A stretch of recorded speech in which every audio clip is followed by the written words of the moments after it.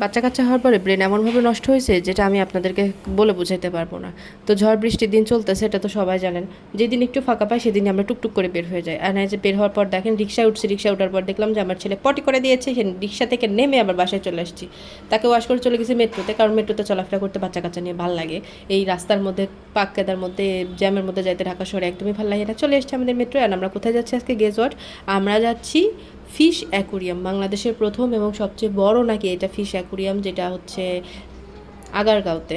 তারপর আর কি, বাচ্চা কাচ্চাকে ঠান্ডা করার একমাত্র উপায় তাদেরকে খাওয়ানো, তাদের পেটটা ভরা রাখা। তাদের পেট ভরা থাকলে মানে আমাদের দুনিয়ার শান্তি, আমরা গুইরা মজা আরাম পাবো। আমরা নামছি, নামার পরে গেছি, যাওয়ার পরে শুনলাম যে ফিশ অ্যাকুরিয়াম বন্ধ। সেখানে লেখা সরি উই আর ক্লোজড। এখন কেমনটা লাগে বলেন? এই ঝড় বৃষ্টি বাদল মাথায় করে ছাতা মাথা মাথায় নিয়ে আসছি, বাচ্চা কাচ্চা পোলাপা নিয়ে আসার পরে যদি দেখি এটা বন্ধ, তাহলে কেমন মেজাজটা গরম লাগে।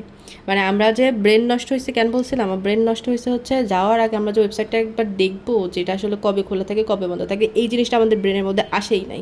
মানে পোলাপান্ডিরে রেডি করায়, খাবার দাবার সব কিছু ব্যাগপত্র রেডি করা বের হইতে এত হ্যাসেল হয়, এত প্যারা হয়, এই জিনিসটা দেখার আর সুযোগ হয় না।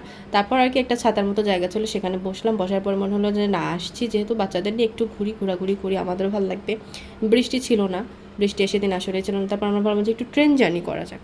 যেহেতু মেয়ে নিয়ে আসছি, ছেলে নিয়ে আসছেন, ট্রেন জার্নিতে ওরা ভীষণ এনজয় করছে, সাথে আমরাও এনজয় করছি। মানে আমাদের তো বয়স কম বেশি হয় নাই, মানে ছোটোবেলায় দুইটা বাচ্চা হয়ে গেছে জন্য কি এখন আপনাদের জীবনটাকে নষ্ট করে ফেলবো? অসম্ভব, প্রশ্নই আসে না জীবন নষ্ট করার।